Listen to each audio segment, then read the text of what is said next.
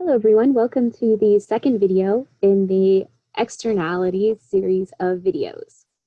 So this video is going to dive into some of the details associated with one type of externality, and that is a negative externality. And throughout this video, I'm going to be using the example of not social distancing during the COVID-19 pandemic as an example of a negative externality. So thinking back to the last video, if you remember, I formally described a negative externality as the impact, of a private individual or a private business has some kind of adverse effect on the people around them. So that does sound a little bit, abstract. So on this slide here, I have some examples of what could be considered negative externalities.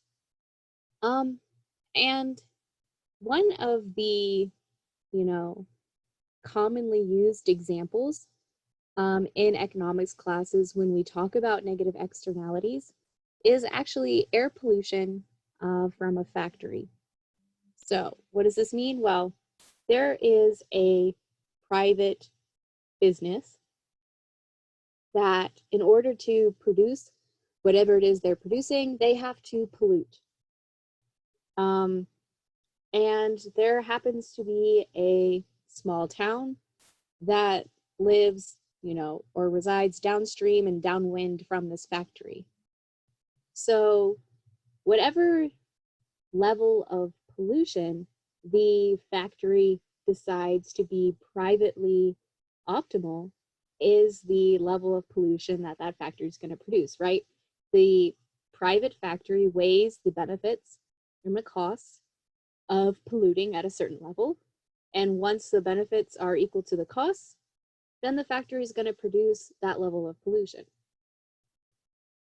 In this cost benefit analysis, the factory does not take into account the fact that the pollution is not only going to impact the factory, but it's also going to impact everyone that lives around the factory in a negative way. Everyone that lives around the factory is going to have to deal with the pollution. One way that, if we want to put a dollar amount on this, everyone's healthcare costs could potentially go up because now they're breathing in bad air or drinking bad water because of the pollution. So again, the private actions of the factory have a negative externality on the people that live around the factory. And this is a common example used in economics classes to teach negative externalities. But we can also think of some other examples of negative externalities as well. A neighbor's barking dog, that has a negative externality on you. Not only does the neighbor have to deal with the barking dog, but you also have to deal with the barking dog. The late night stereo blasting from the apartment next to you, the people in the apartment next to you may have found the optimal volume level for their stereo, but they didn't consider that it may be harmful to you to listen to the stereo at that level. So their private actions have this negative impact on you, the neighbor. And again, we could talk a lot about lots of different examples of negative externalities. But the one example I kind of want to stick to in this video to make it more relevant to what's happening in today's crazy world is not social distancing during this COVID-19 pandemic. So in the context of this video, I'm going to be talking about, a private individual's decision whether or not to social distance and how that could be perceived as a negative externality if this private person decides to go out and not social distance. So I thought it'd be useful to give you guys this little timeline of the COVID-19 pandemic for West Virginia. So as you can see, on March 23rd, so that was about a month ago now, there was the official stay-at-home order for West Virginia and the closure of all non-essential businesses. So essentially, on March 23rd in West Virginia, there was this order to stay at home and social distance from other people, as to not, make the spread of COVID-19 too much for the healthcare system to handle, and to kind of protect against those that, may be immunocompromised or older citizens. So to kind of put, again, an example on what a negative externality is, we have to look at one person's individual decision. So again, remember, thinking back to like day one of this class, economics doesn't always have to deal with money and things like that. Economics studies the decisions of individual people, individual businesses, and things like that. So the study of externalities is one of, is a really key component of economics. So I think that's kind of cool that we can, study people's decision-making processes using, the thought process and the logic process of economics. So going back to the example, one individual person, in this whole pandemic, let's just put you in this situation.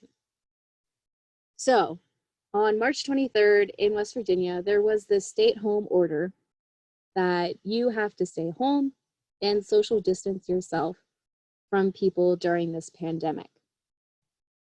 Now, there aren't, a lot of ways that this is highly enforceable.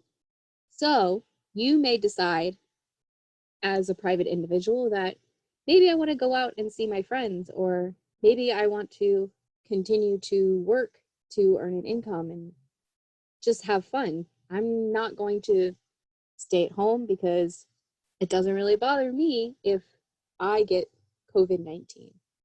So again, this private decision of an individual, this person is going to weigh the private benefits and the private costs of going out and not social distancing.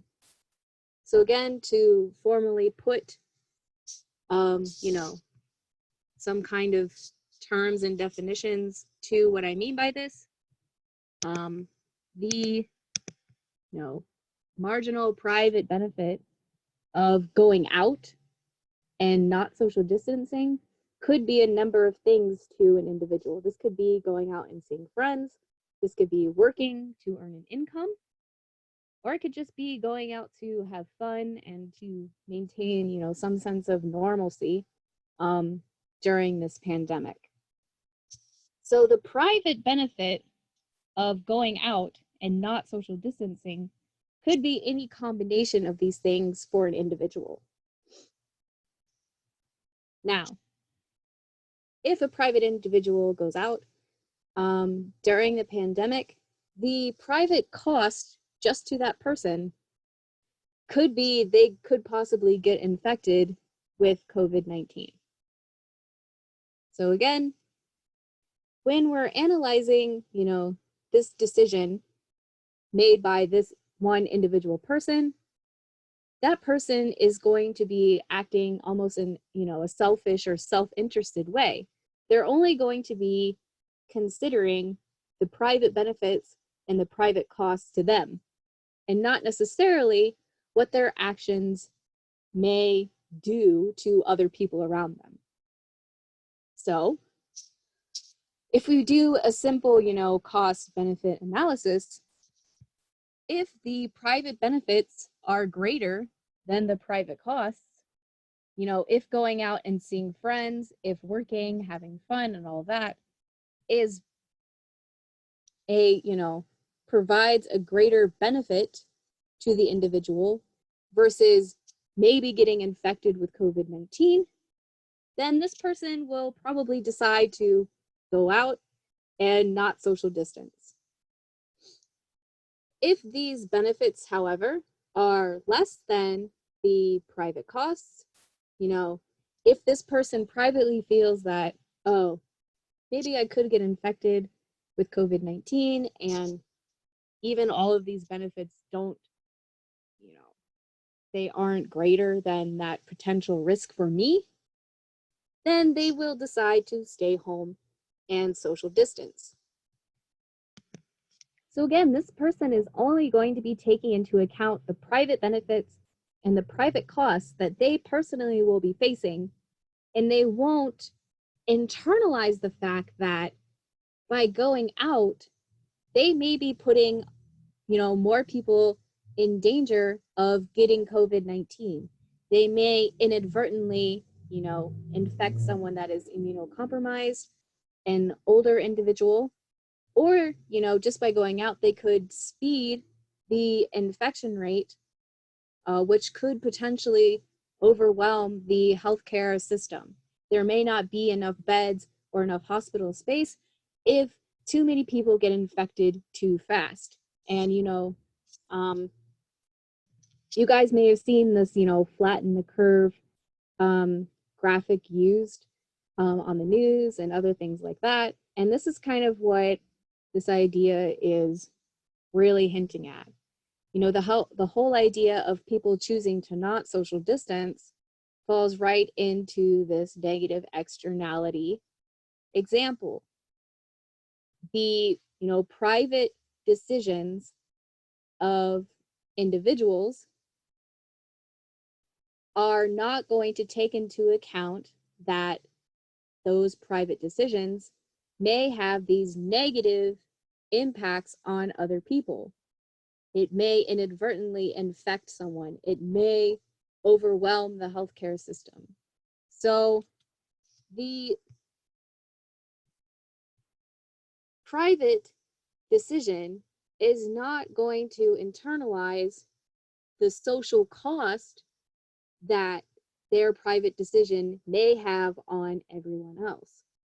So again, just to reiterate, the private cost is going to be way less than the social cost in this case.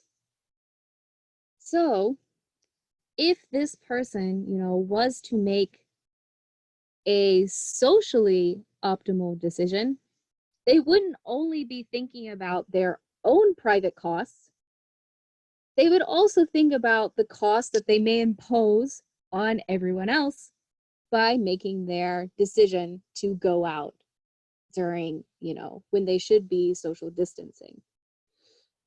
So, if more people not only considered their private costs, but the social cost of not social distancing, we would find that less people should not be social distancing. Or in other words, more people should be social distancing, to minimize this social cost. So again, just to summarize what I'm trying to say here, if we, look at this private individual's decision and allow this private individual to make their decision based on their private benefits and their private costs, if we allow every individual to make that decision, we will get an outcome that is not really socially desirable. We'll have more people, only looking at this private cost and not considering all of the negative things that could happen to society as a whole if we, let all these people make this private decision.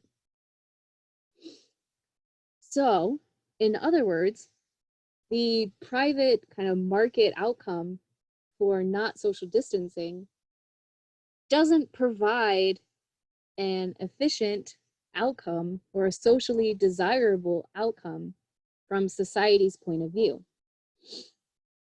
So because, externalities, more specifically this negative externality of not social distancing, creates this market failure, some argue that there is room for the government to step in and kind of correct this market failure. Now we'll go into more details about the different public policies and private solutions to externalities in the last video in the series.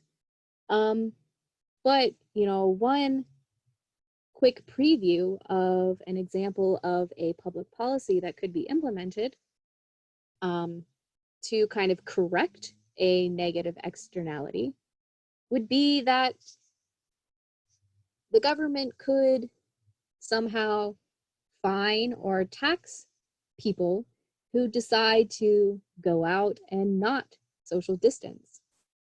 So again, if these social costs are really, really high and the private costs aren't very high,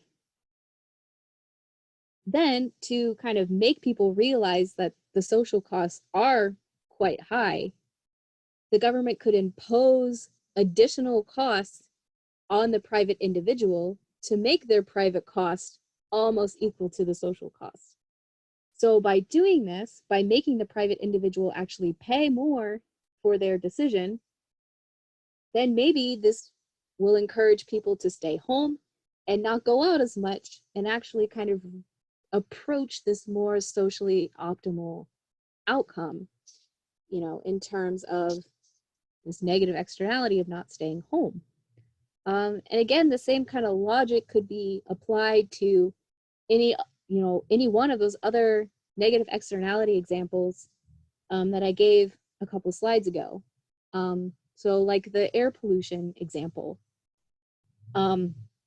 we have the factory that privately makes the decision to pollute at a certain level, but it doesn't realize the high social cost it's imposing on everyone that lives near the factory.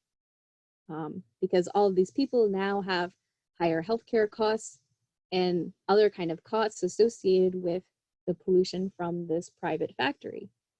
So to make that private factory not pollute as much, then the government could step in and directly tax or, fine this factory for polluting as much as it does, to kind of incentivize the factory to say, hey, well, I kind of don't want to get taxed that much anymore. I don't want to pay this fine. I'll just reduce my pollution. So with negative externalities, the government can step in and kind of make people internalize, or make private individuals or businesses internalize the fact that their private decisions have a negative impact on everyone around them. So again, this is all true for actions or markets that have negative externalities. In the next video, we'll explore actions and markets that may have positive externalities, and what kind of public policy response exists for markets with positive externalities.